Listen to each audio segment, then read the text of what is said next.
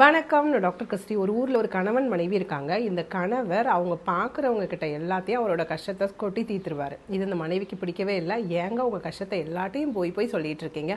உங்களோட காது கொடுத்து கேட்குறவங்க, உங்ககிட்ட அன்பாக இருக்கிறவங்க, உங்ககிட்ட ஆறுதல் சொல்கிறவங்க, இல்லை அந்த கஷ்டத்தை கேட்டால் உதவி பண்ணுறவங்க, இல்லை உதவி பண்ண முடியலை அப்படின்னா அட்லீஸ்ட் பிரார்த்தனை பண்ணுறவங்க கிட்ட நீங்கள் சொன்னால் தப்பில்லை. அதை விட்டுட்டு நீங்கள் பார்க்குற எல்லார்கிட்டையுமே நம்ம கஷ்டத்தை சொன்னால் நம்ம கஷ்டம்தான் தீந்துருமா, இல்லை அவங்க தான் காது கொடுத்து கேட்க போகிறாங்களா? நீங்கள் சொல்கிறது அவங்க பாதி கூட கேட்க மாட்டாங்க அப்படின்னு சொல்கிறாங்க. அதை அவர் காதிலே வாங்கலை. எப்பவும் போல் அவரோட கஷ்டத்தை பார்க்குற எல்லாட்டையுமே புலம்பி தீர்த்துட்ருக்கிறாரு.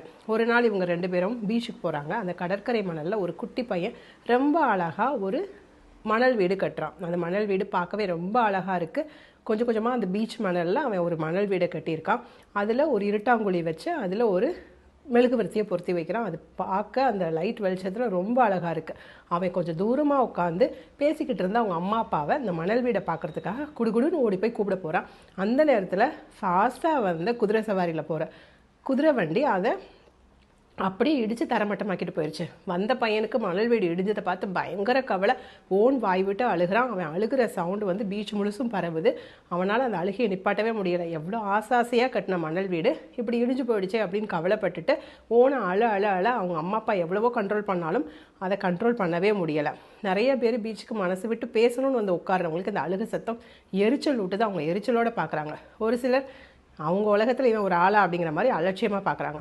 ஒரு சிலர் இதை பார்த்துட்டு கோவப்படுறாங்க. என்ன இந்த ஒரு சாதாரண விஷயத்துக்கு இவ்வளோ இது பண்ணுறான் அப்படின்னு. ஒரு சிலர் ஐயோ பாவம் இந்த குட்டி பாவன் எவ்வளோ ஆசையாக கெட்டினா இப்படி இடிஞ்சிருச்சு அப்படின்னு சொல்லிட்டு அவனுக்காக பரிதாபப்படுறாங்க. இதை பார்த்துக்கிட்டு இருந்த கணவர் இந்த பையனுக்கு இவனுக்கு பொறுத்த வரைக்கும் இவனுக்கு ஒரு பெரிய மணல் வீடு, ஆனால் பார்க்குறவங்களுக்கு அது ஒரு விஷயமே இல்லை.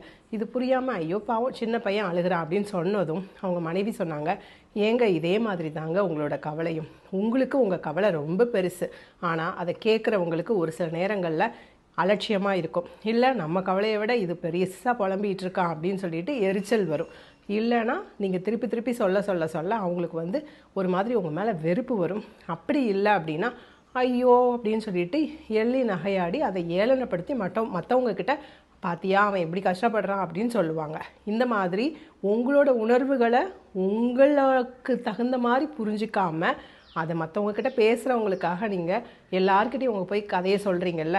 நீ இந்த பையன் எப்படி மணல் வெடி இடிஞ்சிருச்சுன்னு சொல்லிட்டு எல்லாருக்கும் எப்படி புரியும்னு தெரியாமல் அப்படி வெள்ளந்தியாக அழுதுட்டுருக்கானோ அதே மாதிரி தான் நீங்கள் எல்லாட்டையும் போய் உங்களோட குறைய கொட்டி தீர்க்குறீங்க அப்படின்னு சொன்னாங்களாம். அப்போ தான் புரிஞ்சுதான். இப்போதும் நீங்களும் புரிஞ்சுக்கோங்க. உங்ககிட்ட உங்கள் கதையை கேட்குற எல்லாருமே வந்து உங்களை அன்பாவோ ஆறுதலாவோ இல்லை உங்களுக்காக உதவுறவங்களாவோ இருக்க மாட்டாங்க. அதனால் பார்க்குற எல்லார்ட்டையும் உங்கள் கவலையை கொட்டி தீர்க்காதீங்க. தேங்க்யூ.